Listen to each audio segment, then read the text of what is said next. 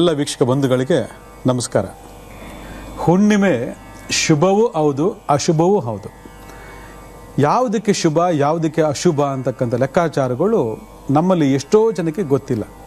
ಏನೋ ತಿಂಗಳಿಗೊಂದ್ಸರಿ ಬರುತ್ತೆ ಬಿಡಿ ಹುಣ್ಣಿಮೆ, ತಿಂಗಳಿಗೊಂದ್ಸರಿ ಅಮಾವಾಸ್ಯೆ ಬರುತ್ತೆ ಬಿಡಿ, ಅದು ಪಾಡಿಗೆ ಅದು ನಡ್ಕೊಂಡು ಹೋಗ್ತಾ ಇರ್ತದೆ ಅಂತ ಅಂದ್ಕೊಂಡಿರ್ತೀರ ನೀವು. ಆದರೆ ಜಗತ್ತು ನಡೀತಕ್ಕಂಥ ಎಲ್ಲ ಸೃಷ್ಟಿಯು ಕೂಡ ವಿಶೇಷವಾದಂಥ ಒಂದು ಪ್ರಭಾವಕ್ಕೆ ಒಳಪಟ್ಟಿರುತ್ತೆ ಅನ್ನತಕ್ಕಂಥ ಸತ್ಯವನ್ನು ನೀವೆಲ್ಲ ಅರ್ಥ ಮಾಡ್ಕೋಬೇಕು. ಪ್ರಕೃತಿಯಲ್ಲಿ ನಡೀತಕ್ಕಂತಹ ಹಲವಾರು ಅಗೋಚರವಾಗಿರ್ತಕ್ಕಂಥ ಶಕ್ತಿಗಳು ಮಾನವನ ಮೇಲೆ ಎಷ್ಟು ಪ್ರಭಾವಿತವಾಗಿ ಕೆಲಸ ಮಾಡುತ್ತೆ ಅನ್ನೋ ಆಧಾರದ ಮೇಲೆ ಇವತ್ತು ನಾನಾ ರೀತಿಯಾಗಿರ್ತಕ್ಕಂಥ ಸಂಶೋಧನೆಗಳು ನಡೀತಾ ಇದ್ದಾವೆ, ಆವಿಷ್ಕಾರಗಳು ಕೂಡ ನಡೀತಾ ಇದ್ದಾವೆ. ಆದರೆ ಹುಣ್ಣಿಮೆ ಹುಟ್ಟಿರ್ತಕ್ಕಂತಹ ದಿನ ಅಥವಾ ಅಮಾವಾಸ್ಯೆ ದಿವಸ ಹುಟ್ಟಿರ್ತಕ್ಕಂತಹ ವ್ಯಕ್ತಿಗಳಲ್ಲಿ ಏನೋ ವಿಶೇಷವಾದಂಥ ಒಂದು ಪ್ರಭಾವಗಳಿದೆ ಅಂತಂದರೆ ಇಲ್ಲಿವರೆಗೂ ಯಾರು ಇದ್ರ ಬಗ್ಗೆ ಅರ್ಥ ಮಾಡ್ಕೊಂಡೇ ಇಲ್ಲ. ಇವತ್ತು ಯಾರ್ಯಾರು ಗಂಡು ಮಕ್ಕಳು ಹೆಣ್ಮಕ್ಳು ಪ್ರಪಂಚದ ಯಾವುದೇ ಭಾಗದಲ್ಲಿ ಜನಿಸ್ಲಿ, ಆ ಜನಿಸುವಕ್ಕೆ ಹಿಂದೆ ಆಶ್ಲೇಷ ನಕ್ಷತ್ರ ಪ್ರಭಾವ ಇದ್ದರೆ ಆ ಆಶ್ಲೇಷ ನಕ್ಷತ್ರ ಜನಶಾಂತಿಯನ್ನು ಮಾಡಿಸ್ಕೊಳ್ಳಿ. ಆವಾಗ ಆ ನಕ್ಷತ್ರ ಪ್ರಭಾವ ಮಕ್ಕಳಿಗಿರಲ್ಲ.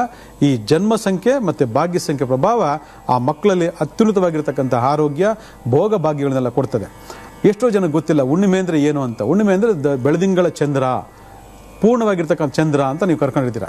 ಆದರೆ ಆ ಚಂದ್ರನ ಪ್ರಭಾವ ಹುಣ್ಣಿಮೆ ದಿವಸ ಯಾವ ರೀತಿ ಇರುತ್ತೆ ಅನ್ನೋದ್ರ ಬಗ್ಗೆ ಎಷ್ಟೋ ಜನಕ್ಕೆ ವಿಷಯ ಗೊತ್ತಿಲ್ಲ. ಕೆಲವು ತಿಳ್ಕೊಂಡಿದ್ದಾರೆ ಪಾಪ, ದೊಡ್ಡವರು ತಿಳ್ಕೊಂಡ್ರಲ್ಲ ಮನೇಲಿ ಸುಮ್ಮನೆ ಕೂತಿರ್ತಾರೆ, ಹೇಳೋದು ಬೇಡ ಬಿಡಿ, ಯಾರು ನಂಬಲ್ವಲ್ಲ ಅಂಥೇಳಿ. ಆದರೆ ಹುಣ್ಣಿಮೆ ದಿವಸ ಸಮುದ್ರವೇ ಹೆಚ್ಚಾಗಿ ಬೋರ್ಗರೀತೆ ಅಂತಕ್ಕಂಥ ಸತ್ಯ ಎಷ್ಟು ಜನಕ್ಕೆ ಗೊತ್ತು, ನೀವೇ ಅರ್ಥ ಮಾಡ್ಕೊಳ್ಳಿ. ಹುಣ್ಣಿಮೆ ದಿವಸ ಸಮುದ್ರ ಹೆಚ್ಚಾಗಿ ಹುಕ್ಕುತ್ತೆ ಅಂತಂದರೆ ಆ ಹುಣ್ಣಿಮೆಗೂ ಸಮುದ್ರಕ್ಕೂ ಏನೋ ಸಂಬಂಧ ಇರಬೇಕು ಅಲ್ವಾ? ಹೌದು, ಇದೆ ಖಂಡಿತವಾಗಿ. ಯಾಕಂದರೆ ಹುಣ್ಣಿಮೆ ಅಂದರೆ ಚಂದ್ರ, ಪೂರ್ಣ ಚಂದ್ರ, ಪವರ್ಫುಲ್ ಆಗಿರ್ತಕ್ಕಂಥ ಚಂದ್ರ ಅಂತೇಳಿ ಭಾಳ ಸ್ಪಷ್ಟವಾಗಿ ನಾವು ಹೇಳ್ಬೋದು. ಆ ಪೌರ್ಣಿಮೆಗೆ ಪವರ್ಫುಲ್ ಆಗಿರ್ತಕ್ಕಂಥ ಚಂದ್ರ ನೀರನ್ನು ಕೂಡ ಸೂಚನೆ ಮಾಡ್ತಾನೆ ಅಂತಂದರೆ ಆ ಹುಣ್ಣಿಮೆ ದಿವಸ ಸಮುದ್ರ ಅತೀವಾಗಿ ಉಕ್ತಕ್ಕಂತಹ ಒಂದು ಸಂದರ್ಭವನ್ನು ನೋಡಿದ್ರೆ ಅನಿಸುತ್ತೆ ಹುಣ್ಣಿಮೆಗೂ ಸಮುದ್ರಕ್ಕೂ ಏನೋ ಸಂಬಂಧ ಇದೆ. ಅಲ್ಲಿಗೆ ಹುಣ್ಣಿಮೆಗೆ ಸಮುದ್ರ ಸಂಬಂಧ ಅಲ್ಲ, ಹುಣ್ಣಿಮೆಗೂ ನೀರಿಗೂ ಏನೋ ಸಂಬಂಧ ಇದೆ ಅಂತೇಳಿ. ಅಲ್ಲಿಗೆ ಚಂದ್ರ ಅಂದರೆ ನೀರು. ಆ ನೀರಲ್ಲಿ ಇರ್ತಕ್ಕಂತಹ ತಾಕತ್ತು ಏನು ಅಂತೇಳಿ ಯಾರಿಗೇನು ಹೇಳ್ಕೊಡೋ ಅವಶ್ಯಕತೆ ಇಲ್ಲ, ಎಲ್ಲರಿಗೂ ಗೊತ್ತಿರ್ತಕ್ಕಂಥ ವಿಚಾರ. ಆ ನೀರೇ ಪ್ರಾಣಶಕ್ತಿ, ಆ ನೀರೇ ಜಲಶಕ್ತಿ ಅಂತ ನಾವು ಕರಿತೀವಿ. ಆ ಪ್ರಾಣಶಕ್ತಿ ಜಲಶಕ್ತಿ ಅಂತಕ್ಕಂತಹ ಒಂದು ಶಕ್ತಿ ಹುಣ್ಣಿಮೆ ಶಕ್ತಿ ಜೊತೆ ಸಂಬಂಧ ಹೊಂದಾಗ ಇಲ್ಲಿ ಸೃಷ್ಟಿಯಲ್ಲಿ ನಡೀತಕ್ಕಂತಹ ಈ ಅವಘಡಗಳು, ಸೃಷ್ಟಿಯಲ್ಲಿ ನಡೀತಕ್ಕಂತಹ ಸೃಷ್ಟಿಗಳನ್ನು ನಾವು ಒಂದು ಸರಿ ಅವಲೋಕನೆ ಮಾಡ್ಕೊಂಡಾಗ ಗೊತ್ತಾಗ್ತದೆ. ಇಲ್ಲಿ ಕರೆಕ್ಟ್ ನೀವು ಹೇಳ್ತಾ ಇರೋದು, ಒಂದೊಂದು ಗ್ರಹಗತಿಗಳದ್ದು ಕೂಡ ಒಂದೊಂದು ತಿಥಿಗಳು ಕೂಡ ಅದರದೇ ಆದಂಥ ವಿಶೇಷತೆಗಳನ್ನು ನೋಡ್ಬೋದು ಅಂತೇಳಿ. ಆ ವಿಶೇಷತೆಗಳಲ್ಲಿ ಶುಭವೂ ಉಂಟು, ಅಶುಭವೂ ಉಂಟು. ಅಲ್ಲಿಗೆ ಆ ಹುಣ್ಣಿಮೆ ಅಂತಕ್ಕಂಥ ಒಂದು ಸಂದರ್ಭ ಯಾಕೆ ಬರುತ್ತೆ ಒಂದು ಜನ್ಮ ಕುಂಡಲಿನ ತಗೊಂಡಾಗ, ಇವತ್ತು ಮಧ್ಯಾಹ್ನ ನೀವು 1 ಗಂಟೆ ಮೇಲೆ ನೋಡ್ಕೊಳ್ಳಿ, ಯಾವ ಒಂದು ರಾಶಿನಲ್ಲಿ ಸೂರ್ಯ ಚಂದ್ರ ಆಪೋಸಿಟಿಗೆ ಇರ್ತಾರೆ, ಸೂರ್ಯ ಚಂದ್ರ ಆಪೋಸಿಟ್ ವಿರುದ್ಧ ದಿಕ್ಕಿನಲ್ಲಿ ಇರ್ತಾರೆ, ಆವತ್ತಿನ ದಿವಸ ಹುಣ್ಣಿಮೆ ಅಂತೇಳಿ. ಅದೇ ಸೂರ್ಯ ಚಂದ್ರ ಯಾವುದೋ ಒಂದು ರಾಶಿನಲ್ಲಿ ಒಟ್ಟಿಗೆ ಒಂದೇ ಮಲ್ಲಿತ್ತು ಅಂದರೆ ಆವತ್ತಿನ ದಿವಸ ಅಮಾವಾಸ್ಯೆ ಅಂತೇಳಿ. ಅಲ್ಲಿಗೆ ಹುಣ್ಣಿಮೆ ಅಂತಕ್ಕಂಥದ್ದು ಸೂರ್ಯ ಚಂದ್ರನ ಒಂದು ಸಮಾಗಮ ಅನ್ನೋದಕ್ಕಿಂತ ಸೂರ್ಯ ಚಂದ್ರನ ಎದುರು ಬದುರು ಅಂತಂದರೆ ಬಹಳ ಬಹಳ ಒಳ್ಳೆಯದಾಗ್ತದೆ ವೀಕ್ಷಕರೇ. ಅಲ್ಲಿಗೆ ಸೂರ್ಯ ಚಂದ್ರ ಎದುರು ಬದಲಾಗಿ ಬಂದರು ಒಂದು ಮನೆಯಲ್ಲಿ ಅಂತಂದರೆ ಇಲ್ಲಿ ವಿಶೇಷವಾಗಿ ಚಂದ್ರ ಇರ್ತಕ್ಕಂಥದ್ದು ಸೂರ್ಯನ ಮನೆಯಲ್ಲಿ, ಸೂರ್ಯ ಇರ್ತಕ್ಕಂಥದ್ದು ಶನಿಯ ಮನೆಯಲ್ಲಿ. ತೆಗೆದು ನೋಡ್ಕೊಳ್ಳಿ, ಒಂದ್ಸರಿ ಜಾತಕ ತೆಗೆದು ನೋಡಿ, ಇವತ್ತಿನ ಜಾತಕ ತೆಗಿರಿ. ಯಾಕಂದರೆ ಇದು ಮಕ್ಕಳ ಒಂದು ಜನನ ಕಾಲಕ್ಕೆ ಬಹಳ ಬಹಳ ಪ್ರಭಾವಿತವಾಗಿ ಅದು ಕೆಲಸ ಮಾಡ್ತದೆ. ಇಲ್ಲಿ ಚಂದ್ರ ಮತ್ತು ಸೂರ್ಯ ಆಪೋಸಿಟ್ ಆಗಿರ್ತಕ್ಕಂಥ ಲೆಕ್ಕಾಚಾರದಲ್ಲಿ ಇತ್ತು ಅಂತಂದಾಗ ಇದು ಕೆಲವು ಟೈಮಲ್ಲಿ ಭಾಳ ವಿಶಿಷ್ಟವಾಗಿರ್ತಕ್ಕಂಥ ಪ್ರಭಾವಗಳನ್ನು ಕೊಡ್ತದೆ, ಹಾಗೆ ಅಶುಭ ಕಾರಕತ್ವಗಳನ್ನು ಕೂಡ ಕೊಡ್ತಾ ಬರ್ತದೆ. ಅಲ್ಲಿಗೆ ಮೊದಲನೇದಾಗಿ ಶುಭಕಾರಕವಾಗಿರ್ತಕ್ಕಂಥ ಯೋಗ ಫಲಗಳು ಯಾವುದು ಅಂತಂದರೆ ಈ ಹುಣ್ಣಿಮೆಯ ದಿವಸ ದೈವಿ ಅಲೆಗಳು ಹೆಚ್ಚಾಗಿರ್ತದೆ. ಹುಣ್ಣಿಮೆ ದಿವಸ ದೈವಿ ಅಲೆಗಳು, ದೈವಿ ಅಲೆ ಅಂದ್ರೆ ಏನು? ದೈವದ ಶಕ್ತಿ, ದೈವದ ಪ್ರಭಾವ ಅತಿ ಹೆಚ್ಚಾಗಿರ್ತದೆ ಅಂತಂದರೆ ನೀವು ಅರ್ಥ ಮಾಡ್ಕೋಬೇಕು.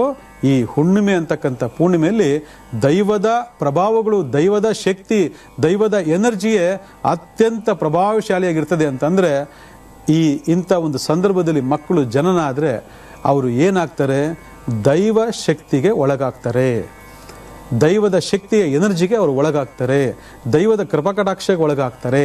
ಹಾಗಿದ್ದಾಗ ಹುಣ್ಣಿಮೆ ಅಶುಭ ಅಂತ ಹೇಗೆ ಹೇಳ್ತೀರಾ ಅಂತಂದರೆ ಇಲ್ಲೇ ಇರೋದು ವಿಷಯ. ಯಾಕಂದರೆ ಬರೀ ನಾವು ಹುಣ್ಣಿಮೆಯನ್ನೇ ಕಾನ್ಸಂಟ್ರೇಟ್ ಮಾಡೋಕ್ಕಾಗಲ್ಲ.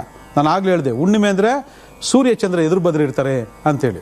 ಈ ಸಿಂಹ ಮತ್ತು ಕುಂಭರಾಶಿ ಇರತಕ್ಕಂತಹ ಈ ಚಂದ್ರ ಮತ್ತು ಸೂರ್ಯ ಒಂದು ಆಪೋಸಿಟ್ ಆಗಿರ್ತಕ್ಕಂಥ ಲೆಕ್ಕಾಚಾರ ಬಂದಾಗ ಏನಾಗ್ತದೆ ಅಂತಂದರೆ ಅಲ್ಲಿ ವಿಶೇಷವಾಗಿ ಇವತ್ತು ಹುಡ್ತಕ್ಕಂಥ ಮಕ್ಕಳುಗಳ ಈ ದಾಂಪತ್ಯ ಜೀವನ ಹಾಳಾಗ್ಬಿಡ್ತದೆ.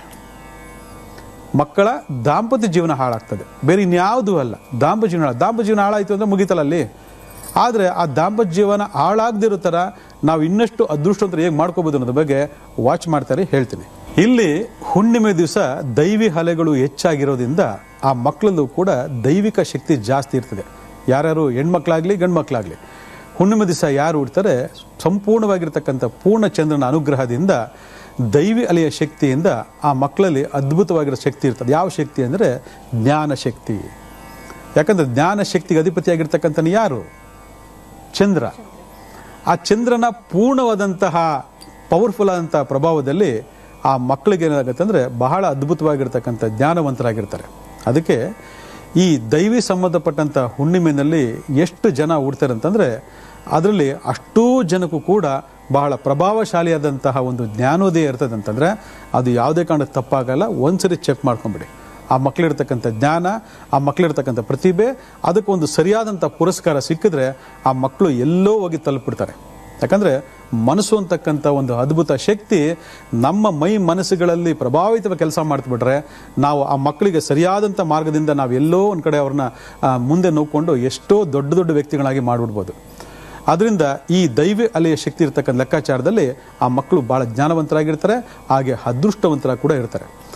ಇದಕ್ಕೆ ಒಂದು ಉದಾಹರಣೆ ಏನಂತಂತಂದರೆ ನೀವು ನೋಡಿರ್ಬೋದು, ಹುಣ್ಣಿಮೆಗಳಲ್ಲಿ ಬುದ್ಧ ಪೌರ್ಣಿಮೆ, ಗುರು ಪೌರ್ಣಿಮೆ ಅಂತ ನೀವು ಕೇಳಿರ್ಬೋದು.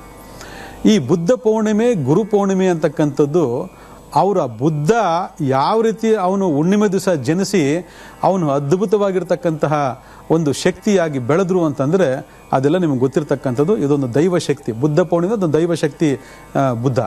ಆದರೆ ಗುರು ಪೌರ್ಣಿಮೆ ಅಂತಕ್ಕಂಥ ಲೆಕ್ಕಾಚಾರ ತಗೊಂಡಾಗ ಗುರುವನ್ನು ಹುಣ್ಣಿಮೆ ದಿವಸ ನಾವು ಆರಾಧನೆ ಮಾಡ್ತಕ್ಕಂಥ ಲೆಕ್ಕಾಚಾರ ಯಾಕಂದರೆ ಆ ದೈವಶಕ್ತಿಯ ಕ್ಯಾಲ್ಕುಲೇಷನ್ಸು ಅಷ್ಟೊಂದು ಪ್ರಭಾವಿತವಾಗಿರೋದ್ರಿಂದ ನಾವು ಗುರು ಪೌರ್ಣಿಮೆ ಕೂಡ ನಾವು ಆಚರಣೆ ಮಾಡ್ತೀವಿ. ಗುರುಗಳ ಅನುಗ್ರಹವನ್ನು ಬೇಡ್ತೀವಿ, ಗುರುಗಳ ಅನುಗ್ರಹಕ್ಕೆ ನಾವು ಪಾತ್ರ ಆಗ್ತೀವಿ. ಇಲ್ಲಿ ಇಂತಹ ಒಂದು ಅದೃಷ್ಟ ಎಲ್ರಿಗೂ ಸಿಗೋದಿಲ್ಲ. ಅದು ನೆನ್ಪಿಟ್ಕೊಳ್ಳಿ, ಎಲ್ರಿಗೂ ಸಿಗೋದಿಲ್ಲ. ಬರೀ ಬುದ್ಧನಿಗೆ ಮಾತ್ರ ಸಿಕ್ತು, ಗುರುಗಳಿಗೆ ಮಾತ್ರ ಸಿಕ್ತು ಅಂತಂದರೆ ಇಲ್ಲಿ ಹುಟ್ಟಿರ್ತಕ್ಕಂಥ ಮಕ್ಕಳುಗಳು ಕೂಡ ಭಾಳ ಅದ್ಭುತವಾಗಿರ್ತಕ್ಕಂಥ ಯೋಗ ಫಲ ಇದು ಸಿಗ್ತದೆ. ಇದನ್ನು ಅರ್ಥ ಮಾಡ್ಕೋಬೇಕು. ಆದರೆ ಅದು ನಮ್ಮಲ್ಲಿ ಯಾರೂ ಗೊತ್ತಿಲ್ಲ. ಹುಣ್ಣಿಮೆ ದಿವಸ ಹುಟ್ಟಿದ್ದಾರೆ, ಅಮಾವಾಸ್ಯದ ಹುಟ್ಟಿದ್ದಾರೆ, ಬಿಡಪ್ಪ ಆಯಿತು ಅಂತ ಅನ್ಕೊಳ್ತೀರ. ಆದರೆ ಒಂದೊಂದು ತಿಥಿಯೂ ಕೂಡ ಅದರದೇ ಅಂತ ವಿಶೇಷವಾಗಿರ್ತಕ್ಕಂಥ ಪ್ರಭಾವ ಇದೆ ಅಂತಂದರೆ ನಾವು ಈ ಜಾತಕವನ್ನು ಅನಲೈಸ್ ಮಾಡಿಕೊಂಡಾಗ ನಮ್ಗೆ ಅರ್ಥ ಆಗ್ತದೆ, ಎಸ್ ಇವ್ರು ಹೇಳೋದು ಕರೆಕ್ಟು, 100% ಕರೆಕ್ಟು ಅಂತೇಳಿ. ಆದರೆ ಶುಭವಾಗಿರ್ತಕ್ಕಂತಹ ಈ ಕಾಂಬಿನೇಷನು ಅಶುಭವಾಗಿ ಕಾಣಿಸ್ಕೊಳ್ತದೆ ಅಂತಂದರೆ ಅದು ದಾಂಪತ್ಯ ಜೀವನದಲ್ಲಿ ಒಂದಷ್ಟು ವ್ಯತ್ಯಾಸಗಳಾಗ್ತಕ್ಕಂಥ ಲೆಕ್ಕಾಚಾರಗಳು, ಒಂದಷ್ಟು ಕೋಪ, ಒಂದಷ್ಟು ಹಠ, ಒಂದಷ್ಟು ಧೋರಣೆಗಳು ಕೂಡ ಈ ಕಾಂಬಿನೇಷನ್ ನಮಗೆ ಅದ್ಭುತವಾಗಿ ಕಾಣಸಿಗ್ತದೆ. ಅಲ್ಲೆಲ್ಲೋ ಒಂದು ಕಡೆ ಈ ಕೋಪ, ಹಠ, ತಾಪಗಳು ನಮಗೆ ಸಂಬಂಧವನ್ನು ಹಾಳು ಮಾಡ್ಕೊಳ್ಳೋ ಜೊತೆಗೆ ನಮ್ಮಲ್ಲಿರ್ತಕ್ಕಂಥ ವಿಶೇಷ ಅನುಗ್ರಹ, ಜ್ಞಾನ ಯಾವುದೋ ಒಂದು ಮಾರ್ಗದಲ್ಲಿ ಸದುಪಯೋಗ ಪಡಿಸ್ಕೊಳ್ಳೋದಕ್ಕೆ ಇವು ಭಾಳ ಮುಖ್ಯವಾಗಿ ಕೆಲಸ ಮಾಡ್ತದೆ ಅಂತಂದರೆ ಅದು ಅಶುಭತನ ಅಂತ ಹೇಳ್ತೀವಿ. ಯಾಕಂದರೆ ಎಲ್ಲ ಇರುತ್ತೆ, ಎಲ್ಲ ಟ್ಯಾಲೆಂಟ್ ಇರುತ್ತೆ, ಎಲ್ಲ ರೀತಿಯ ಮಾರ್ಗದರ್ಶನ ಇರ್ತದೆ. ಆದರೆ ಏನೋ ಒಂದು ಸಣ್ಣ ಸಣ್ಣ ವಿಚಾರಗಳಿಗೆ ಕೋಪ ಮಾಡ್ಕೊಳ್ಳೋದು, ಟೆನ್ಷನ್ ಮಾಡ್ಕೊಳ್ಳೋದು, ಅಥವಾ ಅದನ್ನು ತಿರಸ್ಕಾರ ಮಾಡಿಬಿಡೋದು, ಅಯ್ಯೋ ಇಷ್ಟೇ ನನ್ನ ಜೀವನ ಹಾಳಾಗೋಯ್ತು ಅಂತ ಹೇಳ್ತಕ್ಕಂಥದ್ದು ಇವೆಲ್ಲ ಆಗೋಗ್ತದೆ. ಆದರೆ ಆ ಹುಣ್ಣಿಮೆ ಚೆಂದಿರ್ತಕ್ಕಂತಹ ತಾಯ್ತನ ಯಾವತ್ತೂ ನಿಮ್ಮನ್ನು ಕೈ ಬಿಡೋದಿಲ್ಲ. ಆ ಒಳಗಡೆ ಆ ತಾಯ್ತನ ಇದ್ದೇ ಇರ್ತದೆ. ಆದರೆ ನಾವು ಈ ಗ್ರಹ ಪ್ರಭಾವಗಳನ್ನು ಯಾಕೆ ಸರಿ ಮಾಡ್ಕೊಳ್ಳಿ, ಆ ಹುಣ್ಣಿಮೆ ಜನನಶಾಂತಿ ದೋಷವನ್ನು ಸರಿ ಮಾಡ್ಕೊಳ್ಳಿ ಅಂತ ಯಾಕೆ ಹೇಳ್ತೀವಿ ನೋಡಿ, ಇದಕ್ಕೋಸ್ಕರನೇ. ಯಾವುದು ನಮಗೆ ಹೆಚ್ಚಾಗಬಾರ್ದು. ಈಗ ಪೂರ್ಣಚಂದ್ರ ವೆರಿ ಪವರ್ಫುಲ್, ಅಲ್ಲಿಗೆ ವೆರಿ ಪವರ್ಫುಲ್ ಆಗಿರ್ತಕ್ಕಂಥ ಮಾನಸಿಕ ಸ್ಥಿತಿ ಒಬ್ಬ ವ್ಯಕ್ತಿಗೆ ಬಂತು ಅಂತಂದಾಗ ಅವನೇನಾಗ್ತಾನೆ, ತನ್ನ ಲಿಮಿಟ್ಸ್ನ ದಾಟಿಬಿಡ್ತಾನೆ. ಕಂಟ್ರೋಲ್ ಇರಬೇಕು. ಅವಸರ ಮಾಡಬಾರ್ದು, ಕೋಪ ಮಾಡ್ಕೋಬಾರ್ದು, ಹಠ ಮಾಡಬಾರ್ದು, ತಾಳ್ಮೆ ಸಮಾಧಿಯಿಂದ ಹೋಗ್ಬೇಕು ಜೀವನದಲ್ಲಿ ಅಂತಂದರೆ ಅವನು ಆ ಹುಣ್ಣಿಮೆ ದಿನ ಹುಟ್ಟಿದ ಸಂದರ್ಭಕ್ಕೆ ಆ ಪೂರ್ಣಚಂದ್ರನ ಅನುಗ್ರಹ ಅಥವಾ ಪೂರ್ಣಚಂದ್ರ ಪ್ರಭಾವದಿಂದ ಏನು ಮಾಡ್ತಾನೆ, ಎಕ್ಸ್ಟ್ರೀಮ್ ಲೆವೆಲ್ಗೆ ಹೋಗ್ಬಿಡ್ತಾನೆ. ಜ್ಞಾನ ಅಂತೀವಿ, ದೊಡ್ಡ ಜ್ಞಾನ ಆಗ್ಬಿಟ್ರೆ ಏನು ಮಾಡ್ತೀರಾ? ಜ್ಞಾನ ಹೋಗಿ ಅಜ್ಞಾನ ಆಗ್ಬಿಟ್ರೆ ಏನು ಮಾಡ್ತೀರಾ? ಅದೇ ತಿರುಗುಬಾಣ ಆಗ್ಬಿಟ್ರೆ ಏನು ಮಾಡ್ತೀರಾ? ಅದರಿಂದ ಇವತ್ತಿನ ದಿವಸ ಯಾರ್ಯಾರು ಬರ್ತಾಗ್ತಿದ್ದೀರಾ ಅವರಲ್ಲಿ ಈ ಪ್ರಭಾವಗಳು ಮನೆ ಮಾಡೋದ್ರಿಂದ, ಆ ಟೈಮ್ಗಳು ವ್ಯತ್ಯಾಸಗಳು ಆಗೋದ್ರಿಂದ ವಿಶೇಷವಾಗಿ ನಾವು ಈ ಹುಣ್ಣಿಮೆ ದಿವಸ ಆ ಹುಣ್ಣಿಮೆ ಚಂದ್ರನ ಆರಾಧನೆ ಮಾಡಬೇಕಾಗ್ತದೆ. ಇದು ಹುಣ್ಣಿಮೆ ದೋಷದಲ್ಲಿ ಆಗಿರ್ತಕ್ಕಂಥ ಲೆಕ್ಕಾಚಾರ ಆಗಿದ್ರೂ ಕೂಡ ವಿಶೇಷವಾಗಿ ಹಿಂದೆ ಯಾರ್ಯಾರು ಹುಟ್ಟಿದ್ದೀರಾ ಈ ಥರ ಒಂದು ಮಾನಸಿಕ ಸ್ಥಿತಿ ಯಾರ್ಯಾರಿದೆ ಅವರೆಲ್ಲ ವಿಶೇಷವಾಗಿ ನಾನು ಹಿಂದಿನ ಕಾರ್ಯಕ್ರಮ ಕೂಡ ಹೇಳಿದ್ದೀನಿ, ಚಂದ್ರನ ಆರಾಧನೆ ಮಾಡಬೇಕು ಅಂತ.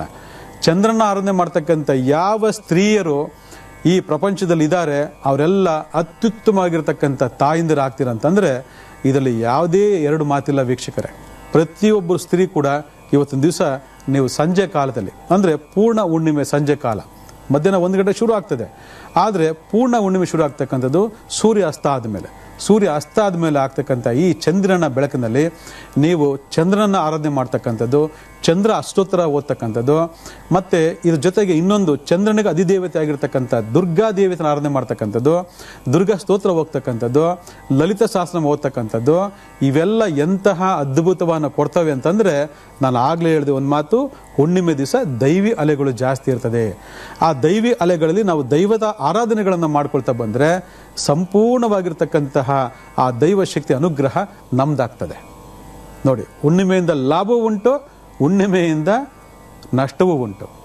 ಆದರೆ ಲೆಕ್ಕಾಚಾರಗಳಲ್ಲಿ ವ್ಯತ್ಯಾಸಗಳಾದಾಗ ಕರೆಕ್ಟ್ ನೀವು ಹೇಳ್ತಾ ಇರೋದು ಇದು ಆ ಕಡೆಗೆ ಹೋದಾಗ ಹಾಗೆ ಈ ಕಡೆಗೆ ಹೋದ ಹೀಗೆ ಅಂತಕ್ಕಂಥ ಲೆಕ್ಕಾಚಾರ ನಿಮ್ಗೆ ಬರ್ಬೋದು. ಇವತ್ತು ಯಾರೆಲ್ಲ ಇದ್ರೆ ಇವರೆಲ್ಲ ಕೂಡ ಕುಟುಂಬ ಸಮೇತರಾಗಿ ನೀವು ಮಾಡ್ಕೊಳ್ತಕ್ಕಂಥ ಲೆಕ್ಕಾಚಾರಗಳು ವಿಶೇಷವಾಗಿ ನಿಮಗೆ ಕಾಣಿಸ್ತದೆ.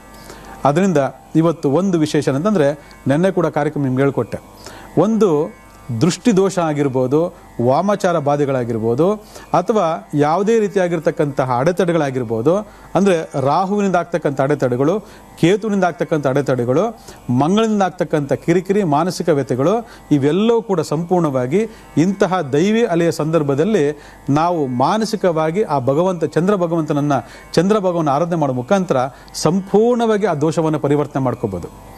ಯಾಕಂದರೆ ಮನಸ್ಸು ಅಂತಕ್ಕಂಥದ್ದು ಎಲ್ಲರಲ್ಲೂ ಅದ್ಭುತವನ್ನು ಕೊಂಡೊಯ್ತದೆ. ಆದರೆ ಮನಸ್ಸೇ ಕೆಟ್ಟೋಗ್ಬಿಟ್ರೆ ನಾವು ಯಾವ ಸಮಸ್ಯೆಗಳಿಂದ ಕೂಡ ನಾವು ಹೊರಗಡೆ ಬರೋಕ್ಕೆ ಸಾಧ್ಯನೇ ಇಲ್ಲ. ಅದಕ್ಕೆ ಈ ಜಗತ್ತಲ್ಲಿ ಹುಡ್ತಕ್ಕಂಥ ಎಲ್ಲ ಕೂಡ ಚಂದ್ರ ಬಹಳ ಪವರ್ಫುಲ್ ಆಗಿರಬೇಕು. ಅದಕ್ಕೆ ತಾಯಿಯನ್ನು ಆರಾಧನೆ ಮಾಡಿ ಅಂತ ಹೇಳ್ತೀನಿ ನಾನು. ತಾಯಿಯೇ ಚಂದ್ರ, ಚಂದ್ರನೇ ತಾಯಿ. ತಾಯಿಗೆ ಬೈಯೋದಾಗಲಿ, ಶಾಪ ಹಾಕ್ಸ್ಕೊಳ್ಳೋದಾಗಲಿ, ಆಕೆಗೆ ತೊಂದರೆ ಕೊಡೋದಾಗಲಿ ಯಾವುದೇ ಕಾರಣಕ್ಕೂ ಹುಣ್ಣಿಮೆ ದಿವಸ ನೀವು ಮಾಡಬಾರ್ದು. ಪ್ರತಿಯೊಂದು ಮನೆಯ ಸ್ತ್ರೀಯರನ್ನ ಗೌರವ ಆದರಗಳಿಂದ, ಪ್ರೀತಿಗಳಿಂದ ನೀವು ಅವರಿಗೆ ಒಳ್ಳೆಯ ಮನ್ನಣೆ ಕೊಟ್ಟು, ಒಳ್ಳೆಯ ಪ್ರೋತ್ಸಾಹ ಕೊಟ್ಟು ನಡ್ಕೊಳ್ಳೋದ್ರಿಂದ ಆ ಮನೆಯಲ್ಲಿ ಮಹಾಲಕ್ಷ್ಮಿ ತಾಂಡವಾಡ್ತಾಳೆ. ಯಾಕಂದರೆ ನಿಮ್ಮ ಮನೆಯ ಹೆಣ್ಣೆ ಒಬ್ಬಳು ಮಹಾಲಕ್ಷ್ಮಿ. ಆದರೆ ಆ ಒಂದು ತಾಯಿ, ಆ ಮಹಾಲಕ್ಷ್ಮಿಗೆ, ಆ ಸ್ತ್ರೀಗೆ ನಾವು ಮಾನಸಿಕವಾಗಿ ಏನಾದರೂ ಒಂದು ಸಮಸ್ಯೆ ತಂದು ಹೊಡ್ತು ಅಂತಂದರೆ ಅಲ್ಲಿ ಚಂದ್ರ ಕೆಟ್ಟೋಗ್ಬಿಡ್ತಾನೆ. ಚಂದ್ರ ಕೆಟ್ಟೋಯ್ತು ಅಂತಂದರೆ ನೀವು ನರಕವನ್ನು ಅನುಭವಿಸ್ಬೇಕಾಗತ್ತೆ. ಇಂಚಿಂಚು ಸದಾ ಕಾಲ ಕೂಡ ನಿಮಗೆ ನೆಮ್ಮದಿ ಸುಖ ಶಾಂತಿ ಇದ್ದಂಗೆ ಆಗ್ತದೆ. ಅದಕ್ಕೆ ಇಂಥ ಹುಣ್ಣಿಮೆ ದಿನಗಳಲ್ಲಿ ಆ ಚಂದ್ರನ ಆರಾಧನೆ ಮಾಡೋದ ಮುಖಾಂತರ ಇಂತಹ ಎಷ್ಟೋ ದುರ್ಬಲವಾದ ಮನಸ್ಸುಗಳನ್ನು ಸರಿ ಮಾಡಿಸ್ಕೊಂಡು ಪಾಸಿಟಿವಿಟಿ, ಅಂದರೆ ಆ ನಕಾರಾತ್ಮಕ ಶಕ್ತಿ ಹೋಗಿ ಪಾಸಿಟಿವಿಟಿ ಆಗ್ತಕ್ಕಂಥ ಸಂದರ್ಭಗಳು ಜಾಸ್ತಿ ಇರ್ತದೆ. ಹುಣ್ಣಿಮೆ ಬಹಳ ಅದ್ಭುತವಾಗಿರ್ತಕ್ಕಂಥ ದಿನವೂ ಹೌದು, ಅದರಲ್ಲಿ ಒಂದಷ್ಟು ವ್ಯತ್ಯಾಸ ಆಗ್ತಕ್ಕಂಥ ದಿನವೂ ಹೌದು. ಆದರೆ ಮೊದಲನೇ ಭಾಗದಲ್ಲಿ ಆಗ್ತಕ್ಕಂತಹ ಹಲವಾರು ಯೋಜನೆಗಳು ಶುಭವಾಗಿದ್ದು, ಎರಡನೇ ಹಂತದ ಜೀವನ ಪ್ರಾರಂಭ ಮಾಡ್ತಂದಾಗ ಅಲ್ಲಿ ದಾಂಪತ್ಯದಲ್ಲಿ ವ್ಯತ್ಯಾಸ ಆಗ್ತಕ್ಕಂಥದ್ದು ಭಾಳ ಸ್ಪಷ್ಟವಾಗಿ ನಮ್ಗೆ ಕಾಣಸಿಗ್ತದೆ. ಇದನ್ನೇ ನಾವು ಕಳತ್ರ ದೋಷ ಅಂತ ಕರಿತೀವಿ. ಅದಕ್ಕೆ ಯಾರ್ಯಾರು ಇವತ್ತು ಹುಣ್ಣಿಮೆಯಲ್ಲಿ ಹುಡ್ತಾ ಇದ್ರೆ ಅವರೆಲ್ಲ ಈ ಕಳತ್ರ ದೋಷ ಪರಿಹಾರವನ್ನು ಎರಡನೇ ಹಂತದಲ್ಲಿ ಮಾಡ್ಕೊಳ್ತಕ್ಕಂಥದ್ದು ಭಾಳ ಮುಖ್ಯವಾಗಿರ್ತಕ್ಕಂಥದ್ದು. ಈ ಥರ ದೋಷಗಳನ್ನು ಪರಿವರ್ತನೆ ಮಾಡ್ಕೊಂಡು ಆದ ಮೇಲೆ ನಾವು ಚಂದ್ರನ ಪೂಜೆ ಮಾಡಬೇಕು ಆ ಹುಣ್ಣಿಮೆ ದಿನಗಳಲ್ಲಿ ಅಂತ ಹೇಳಿಕೊಟ್ಟೆ. ಆಗಲೇ ಆ ಚಂದ್ರನನ್ನು ಎಷ್ಟು ನಾವು ಮನಸ್ಪೂರ್ವಕವಾಗಿ ಆರಾಧನೆ ಮಾಡ್ತೀವಿ, ಅದರಲ್ಲೂ ಎಸ್ಪೆಷಲಿಗೆ ಹೆಣ್ಣು ಮಕ್ಕಳು ಯಾರು ಆರಾಧನೆ ಮಾಡ್ತಿದ್ದೀರಿ, ಮಾನಸಿಕವಾಗಿ ನೊಂದವರು, ವಿಕೃತ ಮನಸ್ಸಿರ್ತಕ್ಕಂಥವ್ರು, ಮನಸ್ಸಿಗೆ ನೆಮ್ಮದಿನೇ ಇಲ್ದಿರ್ತಕ್ಕಂಥವ್ರು, ಅಥವಾ ನಾನು ಈ ಬದುಕೋದೇ ಬೇಡ ಇನ್ನು ಮುಗೀತು ನನ್ನ ಕತೆ ಅಂತಕ್ಕಂಥ ಎಲ್ಲ ಕೊನೆಯ ಹಂತಕ್ಕೆ ಬಂದಿರತಕ್ಕಂಥ ಎಲ್ಲ ಹೆಣ್ಮಕ್ಳು, ದೊಡ್ಡವರು ಚಿಕ್ಕವರು ಯಾರೇ ಆಗಿರಲಿ, ನೀವು ಇವತ್ತು ದಿವಸ ಆ ಚಂದ್ರನ ಆರಾಧನೆ ಮಾಡೋ ಮುಖಾಂತರ ತಾತ್ಕಾಲಿಕವಾದಂಥ ರಿಲ್ಯಾಕ್ಸೇಷನ್ ಸ್ಟಾರ್ಟ್ ಆಗ್ತದೆ. ಆದರೆ ಜನ್ಮ ದೋಷಗಳು ಇದಕ್ಕೆ ಪೂರಕವಾಗಿ ಕೆಲಸ ಮಾಡ್ತೀನಿ ಅನ್ನೋದ್ರ ಬಗ್ಗೆ ನಾನು ಪ್ರತಿ ಕಾರ್ಯಕ್ರಮ ಕೂಡ ಹೇಳ್ತಾ ಇರ್ತೀನಿ. ಅದರಿಂದ ಎಲ್ಲರೂ ಜನ್ಮದೋಷವನ್ನು ಪರಿವರ್ತನೆ ಮಾಡಿಕೊಂಡು ಆ ಹುಣ್ಣಿಮೆ ಚಂದ್ರನ, ಪೂರ್ಣ ಚಂದ್ರನ ಆರಾಧನೆ ಮಾಡೋ ಮುಖಾಂತರ ನೀವು ಆ ಒಂದು ಚಂದ್ರನ, ಆ ಭಗವಂತನ ಅನುಗ್ರಹಕ್ಕೆ ಪಾತ್ರರಾಗಿ ಮನಸ್ಸು ಮತ್ತು ಎಲ್ಲವನ್ನು ಕೂಡ ಸಂತೋಷ ಇಟ್ಕೊಳ್ಳೋದಕ್ಕೆ ದಾರಿ ಆಗ್ತದೆ. ನೋಡ್ಕೊಳ್ಳಿ. ಇನ್ನು ದೈವಿ ಅಲೆಗಳು ಜಾಸ್ತಿ ಆಗುತ್ತೆ, ದೈವ ಪೂಜೆಗಳನ್ನು ಮಾಡಬೇಕು ಅಂತ ಹೇಳ್ಕಟ್ಟೆ. ಇದರಲ್ಲಿ ಇನ್ನೊಂದು ಏನಪ್ಪ ಅಂತಂದರೆ, ಸಂಜೆ ಸೂರ್ಯ ಅಸ್ತ ಆದಮೇಲೆ ನೀವು ಕಪ್ಪು ದಾರವನ್ನು ತೊಗೊಂಡು ಬಂದು ಅದಕ್ಕೆ 5 ಗಂಟನ್ನು ಹಾಕ್ಬಿಟ್ಟು ಯಾವುದಾದ್ರೂ ಒಂದು ದುರ್ಗಾ ದೇವತೆ, ಶಕ್ತಿ ದೇವತೆ, ಚೌಡೇಶ್ವರಿ, ಮಾರಮ್ಮ, ಭದ್ರಕಾಳಿ ಇಂಥ ದೇವಸ್ಥಾನ ತೊಗೊಂಡೋಗಿ ಅಲ್ಲಿ ಪುರೋಹಿತರಿಗೆ ಕೊಡಿ, ಅವರ ತಾಯಿಯ ಪಾದದಲ್ಲಿಟ್ಟು ಪೂಜೆಗಳನ್ನ ಮಾಡಲಿ. ಪೂಜೆಗಳನ್ನ ಮಾಡಿದ್ಮೇಲೆ ಅದನ್ನು ತಗೊಂಡು ಬಂದು ನೀವೇನು ಮಾಡಬೇಕು, ಆ ಎಡಗಾಲಿಗೆ ಮತ್ತು ಬಲಗಾಲಿಗೆ, ಯಾರಿಗೆ ಅಂತ ಹೇಳಿದ್ದೀನಲ್ವಾ, ಆ ಕಾಲಿಗೆ ನೀವೇನು ಮಾಡಬೇಕು, ಕಟ್ಕೋಬೇಕು. ಇದು ನೆಕ್ಸ್ಟ್ ಹುಣ್ಣಿಮೆವರೆಗೂ ಇರಬೇಕು. ಭಾಳ ಜನ ಒಂದ್ಸರಿ ದಾರ ಕಟ್ಕೊಂಡಾದ್ಮೇಲೆ ಪರ್ಮನೆಂಟಾಗಿ ಬಿಟ್ಬಿಡ್ತಾರೆ. ಅದು ವರ್ಷ ಅದೇ ಕಿತ್ತು ಸೌದು ಹೋಗಬೇಕು, ಅಲ್ಲಿ ತನಕ ಬಿಡಲ್ಲ. ಅದನ್ನ ಯಾವುದೇ ಒಂದು ದಾರವನ್ನು ಕಟ್ಕೊಂಡಾಗ 1 ತಿಂಗಳು ಮಾತ್ರ ಅದಕ್ಕೆ ಅವಕಾಶ, 1 ತಿಂಗಳು ಮಾತ್ರ ಅದಕ್ಕೆ ಶಕ್ತಿ. ಅದಾದಮೇಲೆ ತೆಗಿಬೇಕು ಮತ್ತು ಕಟ್ಕೋಬೇಕು. ಪರ್ಮನೆಂಟಾಗಿ ಕಟ್ಕೊಂಡ್ಬಿಟ್ಟಿರ್ತೀರ. ಆದರೆ ಪ್ರತಿಯೊಂದು ಕೂಡ 5 ಗಂಟು ಹಾಕಿ ನೀವು ಅದನ್ನು ಕಟ್ಟಬೇಕು. ಅದನ್ನು ಕಟ್ಕೊಂಡಾಗ ಅದ್ಭುತವಾಗಿರ್ತಕ್ಕಂಥ ಯೋಗ ಫಲಗಳು ನಿಮ್ಗೆ ಸಿಗ್ತದೆ. ಗಂಡಸರು ಪುರುಷರಾದರೆ ಬಲಗಾಲಿಗೆ, ಹೆಣ್ಮಕ್ಳಾದರೆ ಎಡಗಾಲಿಗೆ ಕಟ್ಕೊಳ್ಳಿ. ಅದಾದ ಮೇಲೆ ಮಣಿಕಟ್ಟು ದಾರ ಅಂತ ಹೇಳಿದೆ. ಮಣಿಕಟ್ಟು ದಾರವನ್ನು ಕೂಡ 5 ಗಂಟೆ ಹಾಕಿ ಈ ಬಲಗೈಗೆ ನೀವು ಇವತ್ತು ಸಂಜೆ ಆದಮೇಲೆ ಯಾರ್ಯಾರು ಕಟ್ಕೊಳ್ತೀರಾ ಅವರು ಎಲ್ಲರೂ ಕೂಡ ಸರ್ವ ವಿಧದ ದೃಷ್ಟಿ ದೋಷ ಪ್ರಭಾವಗಳು ಮತ್ತು ಮಾಟ ಮಂತ್ರ ಪ್ರಭಾವಗಳು ತಟ್ಟೋದೇ ಇಲ್ಲ. ಯಾಕಂದರೆ ಯಾವುದೇ ಒಂದು ಶಕ್ತಿ ಈ ಬಲಗೈ ಮುಖಾಂತರ ದೇಹವನ್ನು ಪ್ರವೇಶಿಸ್ತಂತೆ. ಅದಾದಮೇಲೆ ಬ್ರಹ್ಮರಂಧ್ರ ಅಂದರೆ ಹಣೆಯ ಮಧ್ಯಭಾಗದಿಂದ 3ನೇ ಕಣ್ಣಿನ ಮುಖಾಂತರ ಒಳಗಡೆ ಪ್ರವೇಶ ಆಗ್ತದಂತೆ. ಎಷ್ಟು ಜನ ಗೊತ್ತಿಲ್ಲ ಈ ಸೀಕ್ರೆಟ್ಗಳೆಲ್ಲ. ಆಗ ಆ 3ನೇ ಕಣ್ಣನ್ನು ಕುಂಕುಮ ಹಾಕೋದ್ರ ಮುಖಾಂತರ ಮುಚ್ಚತಕ್ಕಂಥದ್ದು, ಬಲಗೈಯಿಂದ ಪ್ರವೇಶ ಆಗ್ತಕ್ಕಂತಹ ಆ ಒಂದು ಶಕ್ತಿಯನ್ನು ಮಣಿಕಟ್ಟು ದಾರವನ್ನು ಈ ಒಂದು ಅಂಗೈನಲ್ಲಿ ಕಟ್ತಕ್ಕಂಥದ್ದು ಅಷ್ಟು ಅದ್ಭುತವಾಗಿರ್ತಕ್ಕಂಥ ಯೋಗ ಫಲವನ್ನು ತಂದುಕೊಡ್ತದೆ. ಅದಕ್ಕೆ ಮಣಿಕಟ್ಟು ಅಂತಲೇ ಹೇಳ್ತಾರೆ. ಅದಕ್ಕೆ ಮಣಿಕಟ್ಟು ದಾರ ಅಂತ ಹೇಳ್ತಾರೆ. ಇದನ್ನು ನೀವು ಮಾಡ್ಕೊಳ್ತಾ ಬನ್ನಿ. ಎಷ್ಟು ಅದ್ಭುತವಾಗಿರ್ತಕ್ಕಂಥ ಸತ್ಫಲಗಳನ್ನು ಪಡಿತೀರಂತಂದರೆ ಆಟೋಮೆಟಿಕ್ ನಿಮ್ಮಲ್ಲಿರ್ತಕ್ಕಂಥ ಎಲ್ಲ ನಕಾರಾತ್ಮಕ ಶಕ್ತಿಗಳು ಕೂಡ ನಿಮ್ಮನ್ನು ಬಿಟ್ಟು ಆಚೆ ಹೊರಟೋಗ್ತದೆ. ಅಂಥ ಅದ್ಭುತವಾದ ಶಕ್ತಿ ಇರ್ತದೆ. ಎಷ್ಟು ಶಕ್ತಿ ನಿಮಗೆ ಉದ್ಭವ ಆಗುತ್ತೆ ಅಂತಂದರೆ ಇಂತಹ ಹುಣ್ಣಿಮೆ ಪರ್ವ ದಿನಗಳಲ್ಲಿ ಭಾಳ ಶಕ್ತಿಯುತವಾಗಿರ್ತಕ್ಕಂಥ ಅನುಗ್ರಹ, ತಾಯಿ ಅನುಗ್ರಹ ನಿಮಗಾಗ್ತದೆ. ಇದನ್ನು ಮಾಡಿ ಮುಂದಿನವರಿಗೂ ತಿಳಿಸಿ ಎಲ್ರಿಗೂ ಒಳ್ಳೆಯದಾಗಲಿ.